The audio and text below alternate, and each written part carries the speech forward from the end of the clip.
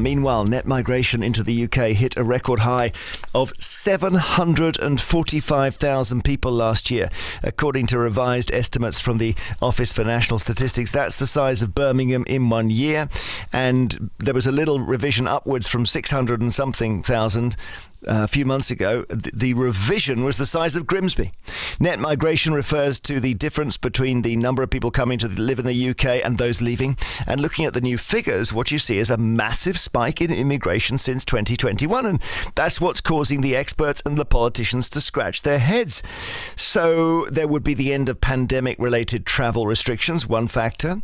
Some of it can be explained by particular territories, so the number of people coming from Ukraine, say, or Hong Kong. But those people are quite a small proportion of the overall migrant population, as, by the way, are the small boats. The other thing that happened in 2021, if we're trying to work out the pattern of this, was the end of the EU transition period, signalling the UK's formal legal withdrawal from the European Union. And whatever you make of that decision, it certainly seems odd that one of the biggest surges in immigration in British history has come post-Brexit. Controlling immigration was, after all, a cornerstone of the Leave campaign, and many Brexiteers argued that leaving the EU was key to reducing net migration. It doesn't seem to have worked out that way, does it? So today we're going to be talking about the UK's immigration numbers, why they're so high, why Brexit arguably might have even made them higher. And I'd love your thoughts. Maybe you think reducing immigration post-Brexit was always going to be a pipe dream. Maybe you voted for Brexit and you think this is just proof you were duped. Or maybe you think, no, Brexit is the answer. We just haven't committed properly to it. Do get in touch. Email vine@bbc.co.uk. Please enclose your phone number in the email so we can get back to you. Text us 88291. And let's talk first of all, just to go through these numbers, with the director of the Migration Observatory, which analyses all the data. Madeline Sumption, good afternoon. Good afternoon. So, in terms of breaking down this massive 750,000, firstly, the small boats, which are, the headline day after day, are not a very big part of it, I gather. That's right. So asylum, most people who cross in small boats claim asylum, and asylum seekers were less than 10% of the total. There are basically, over the last couple of years, there have been three big things that have affected the numbers. We had the war in Ukraine and large numbers of people fleeing the war there. Now, that was really important last year, but it's become a little bit less important in the most recent numbers.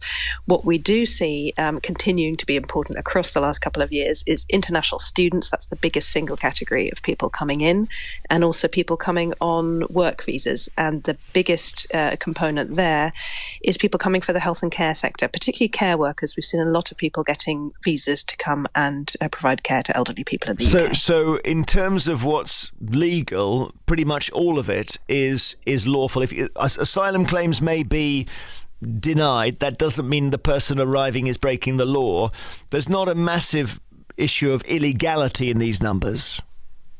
These numbers are really driven by people coming in legally. They've been issued visas by the government to work, mostly for work, study, family, or in these humanitarian routes for Ukrainians or Hong Kongers in particular. And had we still been in the EU, would European citizens have been included in these numbers? The Europeans, they are included in the figures, but what's interesting on that side is that there's actually negative migration of EU citizens. So there are more EU citizens leaving than arriving, and that's basically because of the post-Brexit immigration system. We've got a very restrictive regime for people, much more restrictive than it was in the past for people coming in, and yet you've still got people from, people who arrived under free movement. Many of those were temporary migrants, and so we're still seeing some of them go home. And people saying this is the record net migration figure. I gather there's a bit of nip and tuck with the previous year. Is that right? That's right. So we saw quite a big revision from 606,000. That was the estimate published earlier in the year for 2022. And that's now gone up to 745,000. And the reason for that basically is that the statisticians now have more complete data on what people actually did. And it seems like behavior is changing. And some of the people who were previously classified as short-term migrants actually stayed longer than a year in the UK and so started to be counted in the statistics. Right, but as I said, the tweak upwards was actually the equivalent of the size of Grimsby. Yeah, it's really big, and I think there's a big question. How big are these revisions going to be in the future? So we have the most recent statistic that's for the year ending June this year was 672,000. Now that it suggests that there's a downward trajectory, but that again could be revised quite substantially. And I think the challenge for the government here is effectively if people want the statistics faster, they're not going to be as accurate. And so there's a question, do you get them sooner and accept that they may, be revised by tens of thousands or even more than 100,000, as we've just seen? Or do you wait a little bit longer until the stats people really know what the answers are? Okay, just if Brexit was about controlling immigration and immigration has now rocketed, how do we put those two facts together? Does that mean somebody's messed up somewhere or what? I think some of this couldn't be predicted, right? So obviously, the war in Ukraine had nothing to do with Brexit. I think that what happened, there was basically, we had a restriction on EU migration, and that did in fact lead to much lower levels of migration of EU citizens. There was then a liberalisation so we kind of slightly more, easier rules on the non-EU side compared to what they previously faced. And I think that it's actually really difficult when you change a policy to know exactly how many people are going to take it up, right? Because you say, okay, internationals can come, they can work after their studies, for example. Now, what happened was the government introduced this policy, and actually the response was much more enthusiastic than I think anyone would have expected. So a lot more students taking it up. And that's just one of these things that governments really struggle to predict. Okay, thank you so much for your time. Madeleine Sumption, Director of the Migration Observatory, which knows the figures back to front. Mike Galsworthy joins us, the Chair of the European Movement UK, which is campaigning to rejoin the EU, and they believe they've got a good shot at that. Ryan Shorthouse is the Executive Chair of Bright Blue Centre-Right think tank. Mike, first of all, if this many people want to come to Britain, Brexit can't have been a catastrophe, can it? I think Brexit was a catastrophe, and everyone can see it. In general, the government we have at the moment certainly know how to run their mouths, but they don't know how to run a country. They have not done what they promised on many levels, and there are many ironies to this as well. Because while they have been busily denigrating asylum seekers and migration in general, they have also, as you just heard, been completely opening up their visa system to the rest of the world. Now, why? Because they've known that they need to do that. Since Brexit, we have seen, as you just heard, all of those European doctors and nurses starting to go home, all of those European people working in care homes starting to go home. And that has left an even bigger hole in particularly our care services. So our government knows full well that it has gone halfway round the world in all directions, begging for people from outside the EU to come and fill those places. Is that right, Ryan Shorthouse, that we're told we were going to control immigration, but they deliberately let this many people in? Well, I mean, successive Conservative governments and Vote Leave said that they would control and reduce, that was the implication, both legal migration and also irregular migration. And both of those are now at record highs. I'm not sure it was necessarily a deliberate thing, but a combination of factors has obviously led to that situation. And I was listening to Madeleine from the Migration Observatory a little earlier. I mean, I think I would really emphasise the fact that the pandemic has played a part here, because a lot of particularly students who make the bulk of the net migration figures, who would have come during the pandemic, could not because of the travel restrictions. So they came a little bit later with the usual cohorts. So that has contributed, alongside a higher number of Hong Kongers and Ukrainians, to a post-pandemic spike. And I think what you'll see, which the ONS is now reporting, that emigration, as these, the vast majority of students and refugees will go home and are starting to do now. So this big spike that we've seen, 600, 700,000, I think will come down quite dramatically in the years ahead. Are you worried to about about the kind of this? 300,000. Are you worried about this number? Because Suella Braverman has been tweeting in a pretty apocalyptic manner, suggesting we just don't have the resources to cope with a new Birmingham.